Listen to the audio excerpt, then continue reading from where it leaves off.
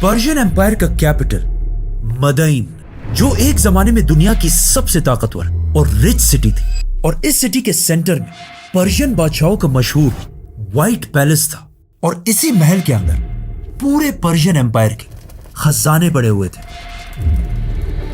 जंगे कादसिया जीतने के बाद अब पर्शियन एम्पायर में मुसलमानों की फौज अपने खलीफा उमर बिन खत्ताब के ऑर्डर्स का इंतजार कर रही थी कि अब यहां से आगे उन्हें क्या करना चाहिए। तो हजरत उमर रज़ियल्लाहु तआला अन्हु ने मदीना से 2 लेटर्स भेजे। रोमन एम्पायर की फौज को जेरूसलम की तरफ जाने का हुक्म दिया और पर्शियन एम्पायर की फौज को ऑर्डर्स दिए कि अब तुम लोगों ने तब तक नहीं रुकना जब तक इस एम्पायर के कैपिटल मदइन को फतह ना कर लो। तो मुसलमानों की फौज साद बिन अबी वकास की लीडरशिप में फुल स्पीड पर्शियन एम्पायर के कैपिटल की तरफ बढ़ने लगी और मुसलमान 100% श्योर थे कि वो इस सिटी को जरूर फतह करेंगे, क्योंकि इस सिटी के फतह के बारे में इस सब से बहुत साल पहले रसूलुल्लाह सल्लल्लाहु अलैहि वसल्लम ने पहले ही बता दिया था। जब रसूलुल्लाह सल्लल्लाहु अलैहि वसल्लम मक्का वालों के बहुत जुल्म के बावजूद उन्हें इस्लाम की तरफ बुला रहे थे, लेकिन अब आप सल्लल्लाहु अलैहि वसल्लम के चाचा अबू तालिब की वफात के बाद अब उनके लिए मक्का में रहना बहुत ही डेंजरस था। तो आप सल्लल्लाहु अलैहि वसल्लम मजबूरन अबू बकर रज़ियल्लाहु तआला अन्हु के साथ मक्का से छुपकर मदीना की तरफ रवाना हुए। और उनके जाते ही मक्का के लीडर अबू सुफियान ने यह ऐलान किया कि जो भी इन्हें जिंदा या मुर्दा हमारे पास लेकर आएगा उसे हम 100 ऊंटों का इनाम देंगे। अब जब आप सल्लल्लाहु अलैहि वसल्लम और हजरत अबू बकर रास्ते में थे तो इन्हीं 100 ऊंटों की लालच में एक आदमी सुराका बिन मालिक इनका पीछा करने लगा। लेकिन जैसे ही सुराका उनके करीब पहुंचा तो उसका घोड़ा अचानक रुक गया और उसकी बहुत कोशिश के बाद भी वो घोड़ा अपनी जगह से नहीं हिला। आखिर आप सल्लल्लाहु अलैहि वसल्लम ने उसकी तरफ मुड़कर देखा और कहा, सुराका, वो क्या दिन होगा कि पर्शियन बादशाह के कंगन ब्रेसलेट्स तुम्हारे हाथों में पहनाए जाएंगे। सुराका ये सुनकर हैरान रह गया कि खुद तो इनके पास कुछ है नहीं और बातें पर्शियन बादशाह की खजानों की कर रहे हैं। लेकिन अब कुछ ही सालों बाद उमर बिन खत्ताब की खिलाफत में मुसलमानों की फौज पर्शियन एम्पायर के उसी कैपिटल की तरफ बहुत तेजी से बढ़ रही थी। लेकिन पर्शियन एम्पायर के कैपिटल मदइन को फतह करना कोई आसान काम नहीं था, क्योंकि कादसिया के मैदान से जितनी फौज भाग कर आई थी वो इसी किले में मौजूद थी। और इस पूरी पर्शियन एम्पायर का यंग बादशाह यज़दिगर्द भी इसी शहर में अपने व्हाइट पैलेस के अंदर बैठा हुआ था। और सबसे बड़ा मसला ये था कि इस सिटी मदइन के सामने द फेमस टाइग्रस रिवर बह रही थी और पर्शियन फौज ने मुसलमानों के पहुंचने से पहले इस दरिया के ऊपर बने हुए ब्रिज को जला दिया था और सारी कश्तियों को अपने साथ दरिया के उस पार ले गए थे। तो जब मुसलमान यहाँ पहुंचे उनके पास और कोई चॉइस नहीं थी, तो वो यहीं पर काफी अरसे तक बैठे रहे और किसी तरह इस कैपिटल तक पहुंचने की प्लानिंग करने लगे। नाउ पर्शियन बादशाह ये सब इसलिए कर रहा था ताकि वो इस सिटी के सारे खजानों को जमा करके यहाँ से भाग जाए और मुसलमानों के हाथ यहाँ कुछ भी ना है। जाने से पहले यज़दिगर्द ने मुसलमानों के जनरल साद बिन अबी वकास की तरफ ये ऑफर भेजी कि अब तुम लोग और बस करो, अब तक जितने इलाके तुम लोग फतह कर चुके हो वो सब तुम्हारे हुए और अब बस हमें और आराम से रहने दो। साद बिन अबी वकास ने यज़दिगर्द की ये ऑफर मदीना में अपने खलीफा उमर बिन खत्ताब की तरफ भेजी। लेकिन ऑफ कोर्स उमर रज़ियल्लाहु तआला अन्हु ने ये ऑफर रिजेक्ट कर दी, क्योंकि हजरत उमर को पता था कि अब ये लोग सिर्फ हमारा टाइम वेस्ट कर रहे हैं और जैसे ही इनको मौका मिलेगा ये दोबारा मुसलमानों पर हमला करके ये सारे इलाके छीन लेंगे। अब इस सब के दौरान मुसलमानों का काफी टाइम वेस्ट हो चुका था और यज़दिगर्द ने इस टाइम को यूज करके मदइन के ऑलमोस्ट सारे खजाने जमा कर लिए थे। और सिर्फ 3 दिन बाद यज़दिगर्द इन सारे खजानों को साथ लेकर इस सिटी से भागने वाला था।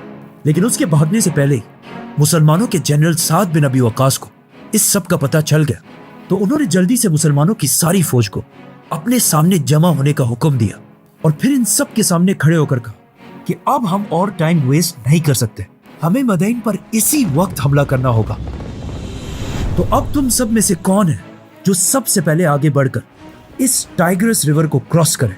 लेकिन कश्तियों के बगैर सिर्फ घोड़ों पर यह रिवर क्रॉस करना बहुत ही मुश्किल काम था, क्योंकि टाइग्रस रिवर दुनिया के बड़े रिवर्स में से एक थी और इसकी डेप्थ भी बाकी नॉर्मल रिवर्स से बहुत ज्यादा थी।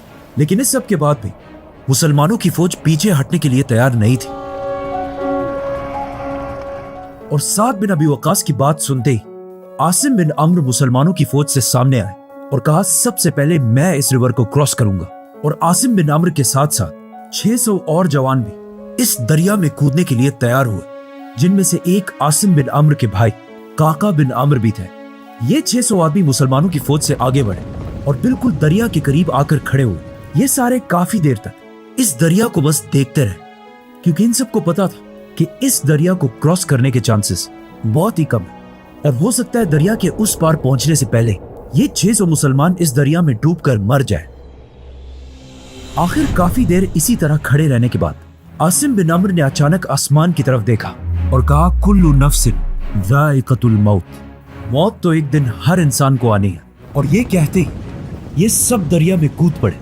बदाइन के लोग जिन्होंने अपनी पूरी जिंदगी इसी दरिया के पास गुजारी थी, उन्होंने ऐसा मंजर अपनी पूरी जिंदगी में इससे पहले कभी नहीं देखा था। और इन 600 मुसलमानों ने इन सब की आंखों के सामने मिराकुलसली इस दरिया को क्रॉस कर लिया और जाकर दरिया की दूसरी साइड को सिक्योर कर लिया।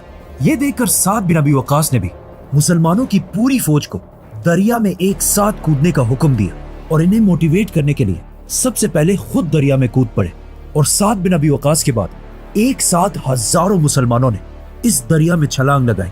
पर्शियन अवाम ने जब ऊपर से ये सब कुछ देखा तो उन सब के दिलों में मुसलमानों का खौफ फैल गया और वो चीख चीख कर कहने लगे, देवा आमदन, which means देव, जिन्नात आ रहे हैं। क्योंकि कुछ लोग ये तक कहने लगे कि ये लोग इंसान है ही नहीं बल्कि जिन्नात है। मुसलमानों की सारी फौज ने साद बिन अबी वक्कास की लीडरशिप में बिल्कुल सेफ एंड साउंड इस दरिया को क्रॉस कर लिया और मदईन को हर तरफ से घेर लिया। लेकिन यहाँ आके मुसलमानों को पता चला कि पर्शियन बादशाह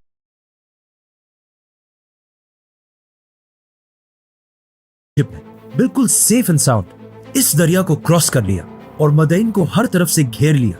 लेकिन यहाँ आके मुसलमानों को पता चला कि पर्शियन बादशाह यज़दिगर्द यहाँ से पहले ही भाग चुका है और वो यहाँ से जल्दी जल्दी में जितने खजाने अपने साथ ले जा सकता था ले गया था और उसकी सारी फौज भी इस सिटी को छोड़कर भाग चुकी थी। तो अब इस सिटी में सिर्फ आम सिविलियंस ही बचे थे। तो साद बिन अबी वक्कास ने अपने एक जनरल और एक बहुत बड़े सहाबी सलमान फारसी रज़ियल्लाहु तआला अन्हु को मदईन की आवाम की तरफ भेजा, क्योंकि सलमान फारसी रज़ियल्लाहु तआला अन्हु खुद भी एक पर्शियन थे और वही इनके साथ बेस्ट निगोशिएट भी कर सकते थे। जब मदईन की आवाम ने यह देखा कि सलमान फारसी भी हम ही में से एक थे, लेकिन आज इन अरब मुसलमानों ने इन्हें इतनी इज्जत देकर इतनी अहम पोजीशन पर बिठाया है कि आज वो पूरी दुनिया के मुसलमानों के लीडर्स में से एक है।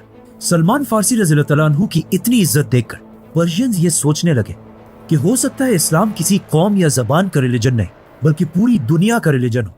इसीलिए पर्शियन एम्पायर के इस अजीम कैपिटल ने, जिसे पिछले 800 साल से कोई फतह नहीं कर सका था, मुसलमानों के सामने बगैर किसी जंग के सरेंडर कर दिया। पर्शियंस का इस्लाम के बारे में यह ख्याल बिल्कुल सही था, क्योंकि आने वाले जमाने में इस्लाम के सबसे बड़े स्कॉलर्स और साइंटिस्ट्स इन्हीं पर्शियंस में से थे। और आज भी पर्शिया, ईरान इस्लाम के सबसे बड़े किलों में से एक है। मुसलमानों ने बिल्कुल जेरूसलम की तरह इस इंपॉर्टेंट सिटी मदईन को भी बगैर कोई खून बहाए फतह कर लिया और इस तरह पहली बार मुसलमानों की फौज मदईन में एंटर हुई। मुसलमान यहाँ की लंबी लंबी बिल्डिंग्स को देखकर बिल्कुल हैरान रह गए, क्योंकि उन्होंने इससे पहले इतनी मॉडर्न सिटी कभी नहीं देखी थी। साद बिन अबी वक्कास सीधा इस सिटी के सेंटर में किसरा के व्हाइट पैलेस के अंदर गए। इस व्हाइट पैलेस के रुइंस आज भी दुनिया में मौजूद है, जिसे देखकर इस बिल्डिंग की ग्रेटनेस का पता चलता है।